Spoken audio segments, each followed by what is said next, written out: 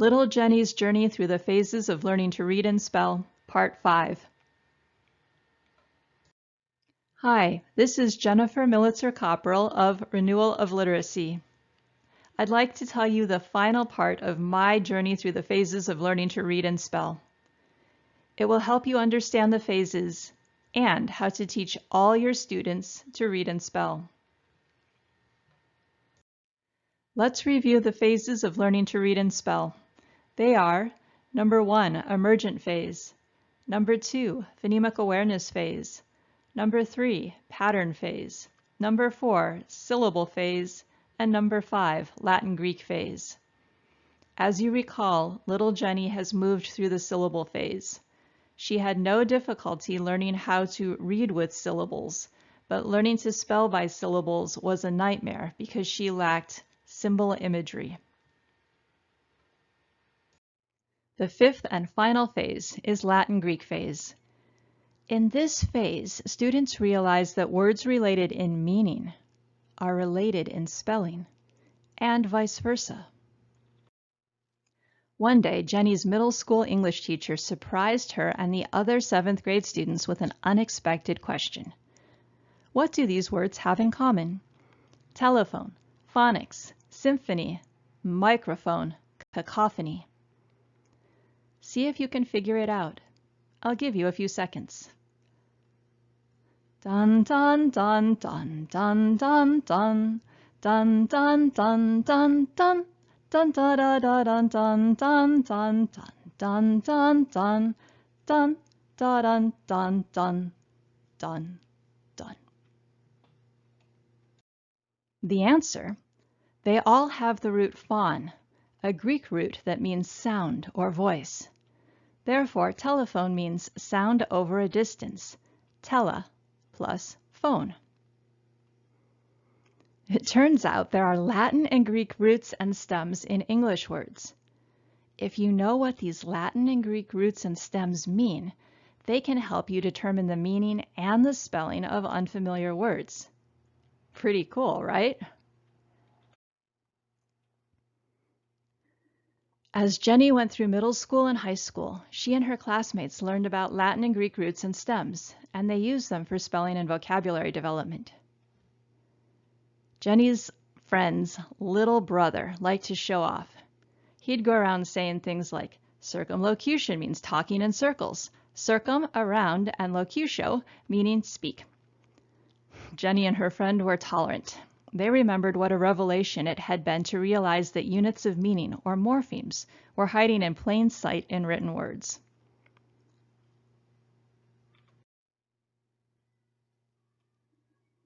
Latin and Greek roots and stems saved spelling. By breaking words down into units of meaning, Jenny learned a better way to spell. She no longer had to chant words to memorize the spelling. The Latin and Greek phase gave Jenny another way of learning to spell. She was no longer in spelling hell. And here I am, decades later. I'm still in the Latin-Greek phase to this day. With almost 500,000 words, the English language is a bibliophile's dream. There is always more to learn. And morphemes make life more fun. Case in point, bibliophile means one who loves books, from bibli, which is book from the French, and phile, which means lover of. Permit me to demonstrate one of the illicit joys of the Latin-Greek phase, Chubby Emu, a medical show on YouTube. My husband has turned me on to Chubby Emu, where you learn the answers to questions that have haunted you since childhood, such as, what happens to your organs if you eat 2 pounds of real licorice? The answer, hypokalemia, from hypo, meaning low, kalium, referring to potassium, which is K on the periodic table, and emia, which means presence in blood. Therefore, hypokalemia means low potassium presence in blood.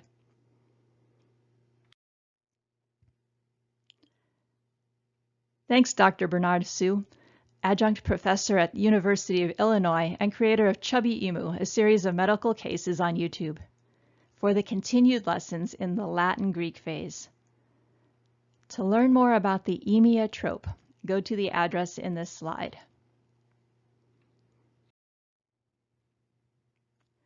So let's summarize Jenny in the Latin-Greek phase. Spelling was now manageable. Jenny still couldn't visualize the spelling of words, but she had enough tools to compensate.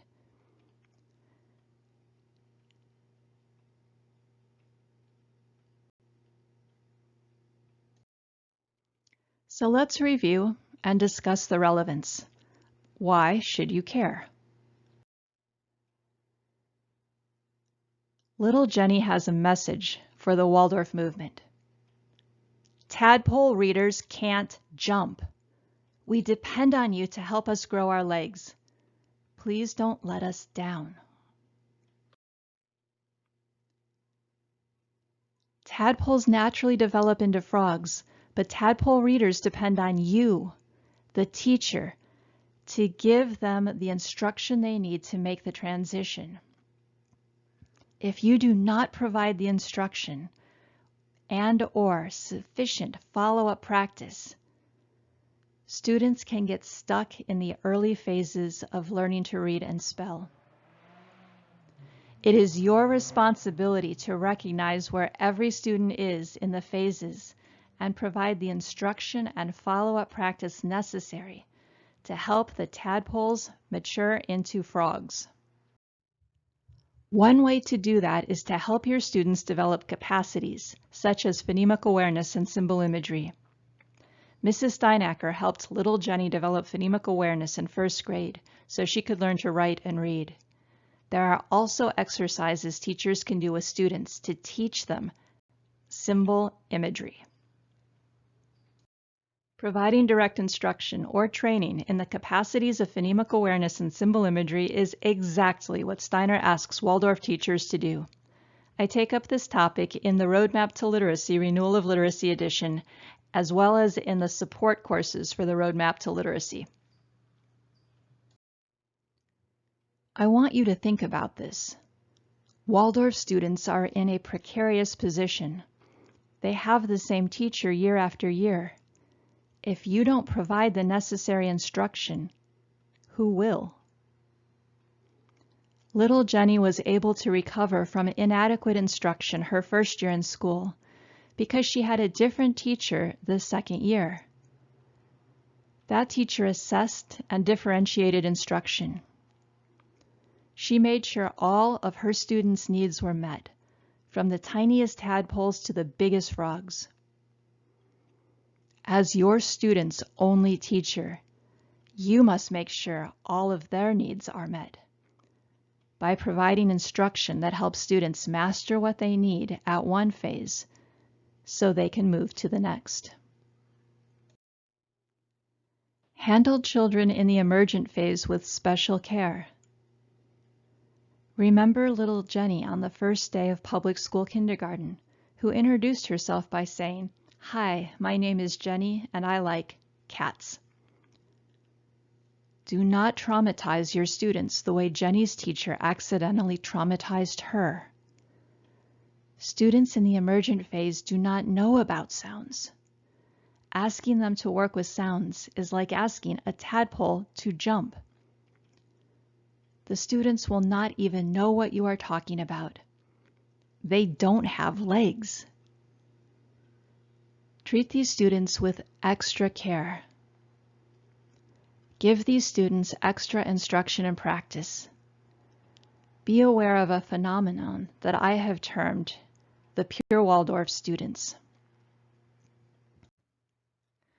Pure Waldorf students are Waldorf students who begin first grade at the very beginning of the emergent phase because their parents have followed the indications of Rudolf Steiner to the letter by not introducing any letters prior to the change of teeth.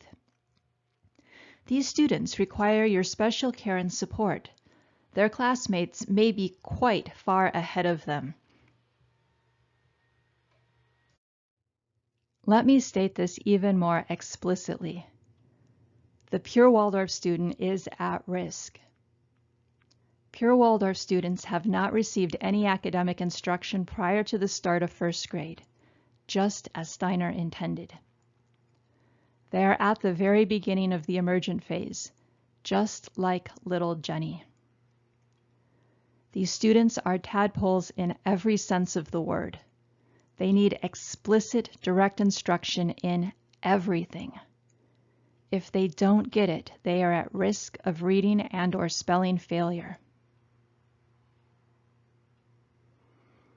I think back to my own experiences as little Jenny, and I think, had I been enrolled in a Waldorf school, would I have learned to read, to spell,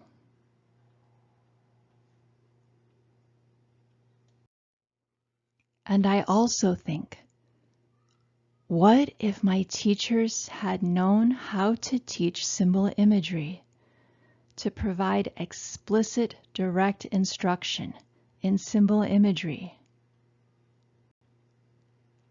Could I have avoided a lot of pain in grades 4 through 6?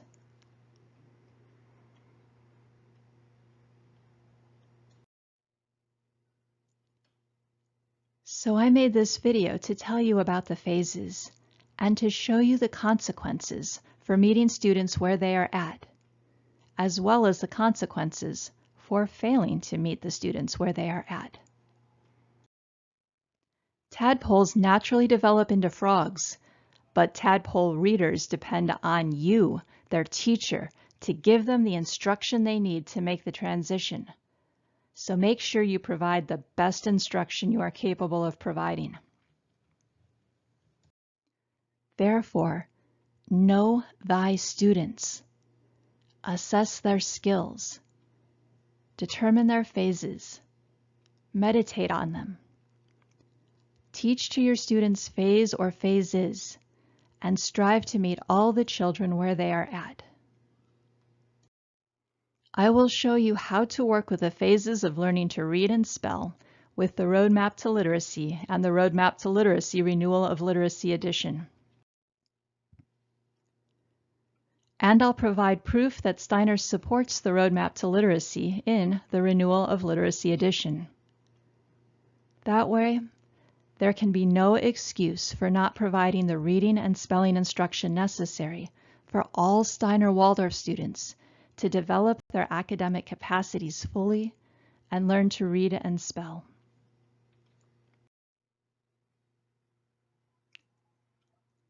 Your students' futures depend on it. This has been Jennifer Militzer-Kopperl of Renewal of Literacy.